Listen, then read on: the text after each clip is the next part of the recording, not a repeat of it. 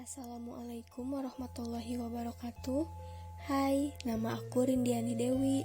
Dalam video kali ini, aku akan sedikit mengulas mengenai anxiety dan anxiety disorder merupakan dua hal yang berbeda. Sebelumnya, aku mau tanya terlebih dahulu, apakah kamu pernah mengalami cemas yang benar-benar cemas sampai kalian sendiri nggak bisa mendefinisikannya? Kalau kalian pernah ngerasain itu, mari aku akan sedikit mengulasnya.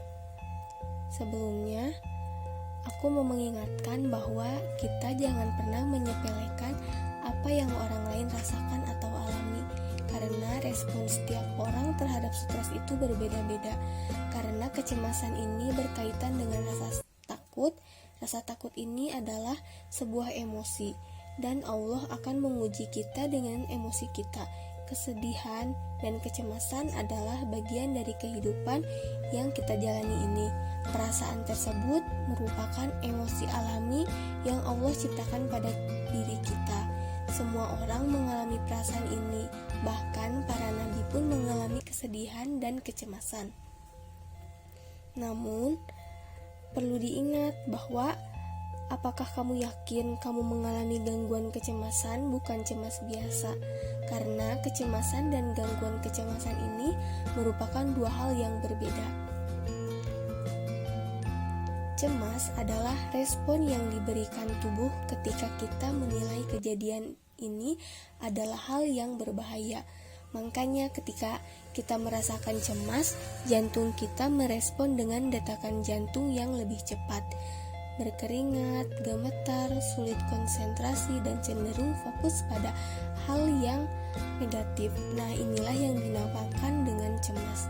Cemas ini munculnya di situasional atau tidak setiap saat. Cemas hanya muncul ketika kamu menilai kejadian ini berbahaya, bukan setiap saat. Terdapat beberapa cara untuk meredakan kecemasan, di antaranya yaitu dengan mengaplikasikan metode 478, yang mana metode ini adalah metode pernapasan. Caranya dengan menarik napas selama 4 detik, lalu menahannya selama 7 detik, dan menghembuskannya selama 8 detik. Metode ini dilakukan sebanyak 3 atau 4 kali, dan itu akan secara instan akan menenangkan pikiran kamu. Berbeda dengan gangguan kecemasan.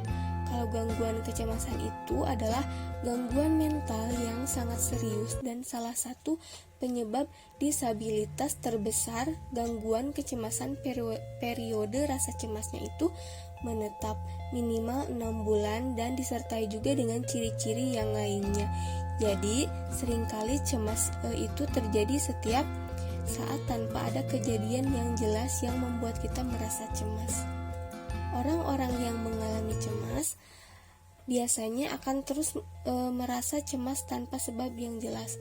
Muncul rasa cemas berlebihan ini sering kali disebabkan oleh gangguan kecemasan.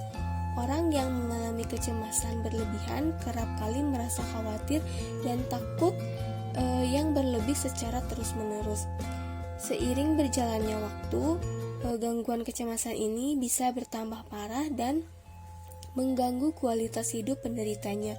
Apabila tidak mendapatkan penanganan, penderita gangguan kecemasan yang merasakan kecemasan berlebihan bisa mengalami kesulitan dalam menjalin aktivitas sehari-hari, menurunnya performa kerja atau presentasi belajar di sekolah, dan juga kesulitan untuk menjalani interaksi sosial dengan orang lain.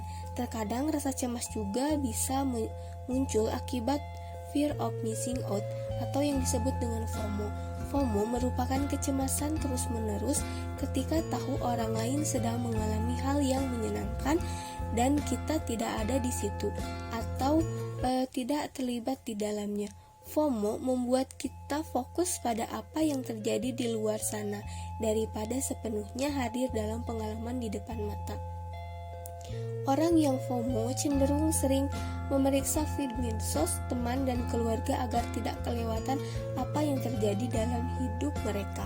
Menurut sebuah penelitian, penyebab FOMO adalah rentan terjadi pada mereka yang kesepian, terisolasi, punya pandangan negatif tentang diri sehingga rendah diri, dan kurang mencintai dan menerima diri. FOMO berdampak negatif pada suasana hati dan tingkat kepuasan hidup. Gangguan kecemasan sendiri bisa menyerang siapa saja, jadi siapapun bisa terkena gangguan cemas. Nah, kalau kamu memang sudah merasa terlalu cemas, suka overthinking, lebih baik ke profesional aja, karena kalau kita overthinking itu belum tentu kita mengidap gangguan kecemasan ya, karena banyak hal-hal yang harus dilihat untuk menegakkan diagnosa gangguan kecemasan.